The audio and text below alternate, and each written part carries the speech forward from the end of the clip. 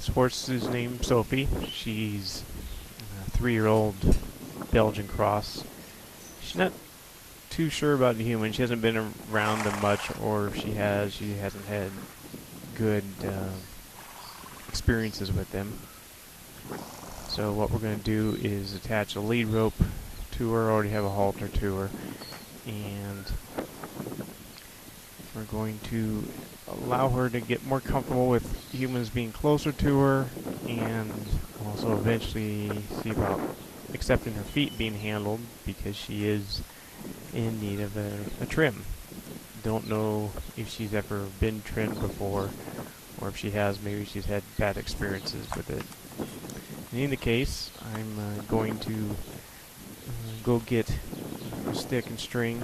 Seems like she's comfortable with the rope just hanging there, so it must be a combination of the human and the rope together that seems to bother her.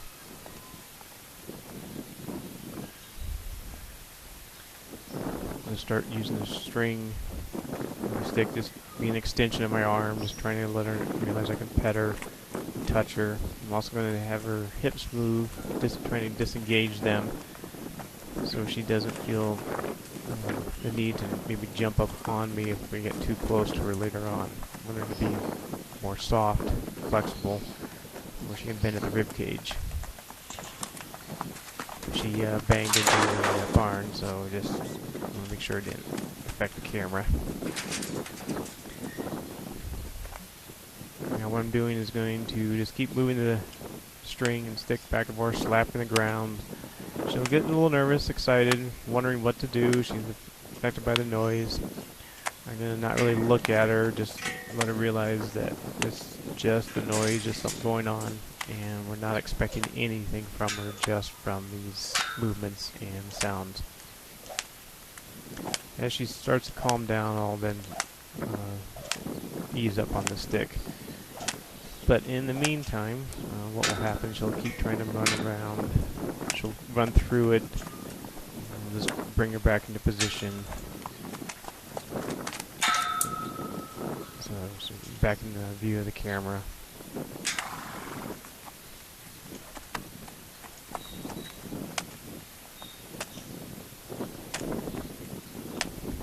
Now what's going to happen, next step is you'll notice that she's going to turn and put her butt to me. I'm going to try to keep her, but then let go of the rope so she can get away from me instead of still feeling pressure. I don't want her to kick out at the thing that's scaring her from behind. So again, we just get her back into position.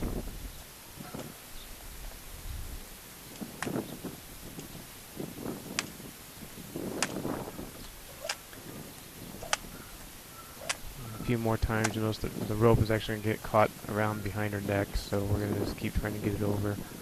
It's a little bit out of the camera view, but it's kind of hung up on her ear, so I'm just going to go in and adjust it.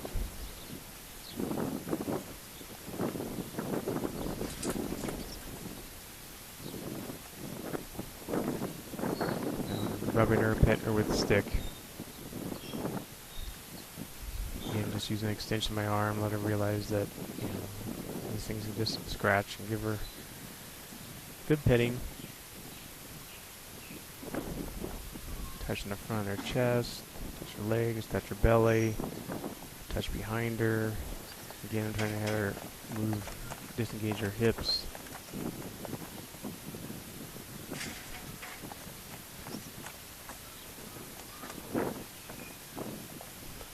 Not rubbing and petting yet.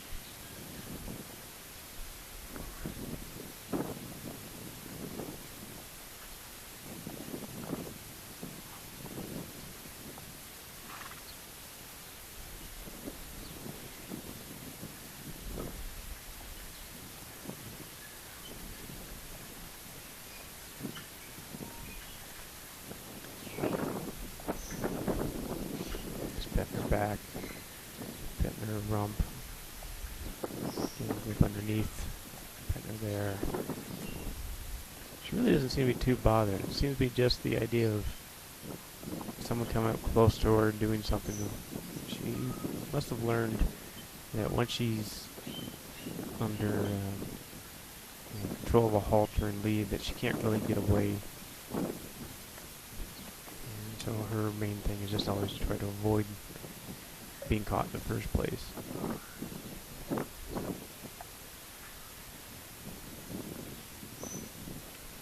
Still see that she's tense, especially when you note compare the other horses. The other horses are just standing there watching, being more relaxed.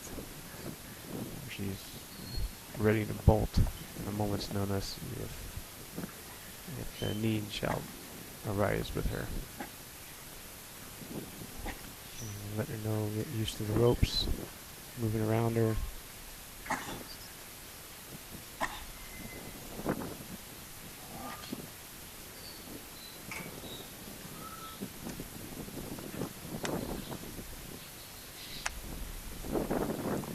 You notice I was grabbing behind the withers. Usually that helps the horses calm down.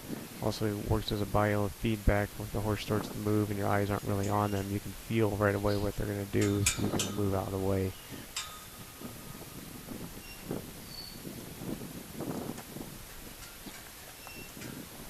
Just use the hips again. Pat her back.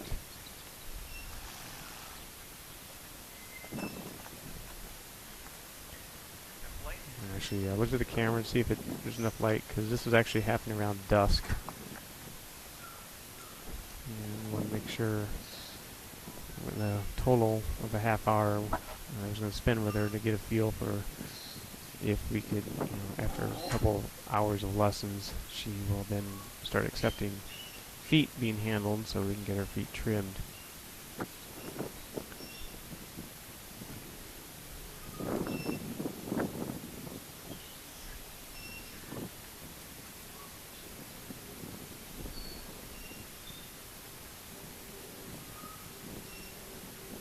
So this first part, first about 10 minutes or so, like I said, it's just a lot of rubbing, a lot of petting. I'm going to get real comfortable with what's going on, touching her all over.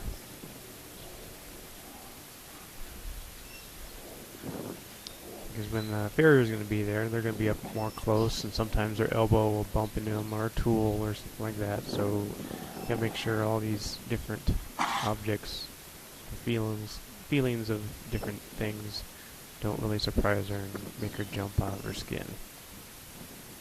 Again, rubbing, a lot of petting, letting her relax.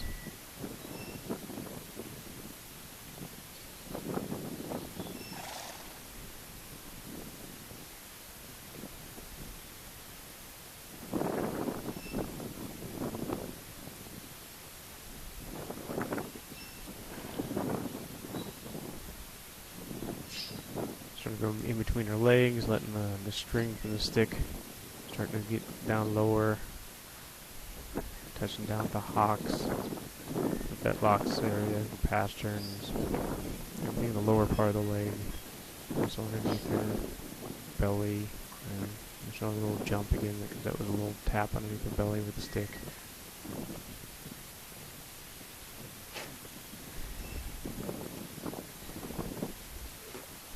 Being a little assertive with the rubbing, the moving, the petting, because you never know who's going to pet her, what they're going to do. Are they going to pat her, or are they going to be really soft, or are they going to be extra firm? So most of the time humans are more firm, especially with farriers, so being a little bit more assertive as what a farrier may act like.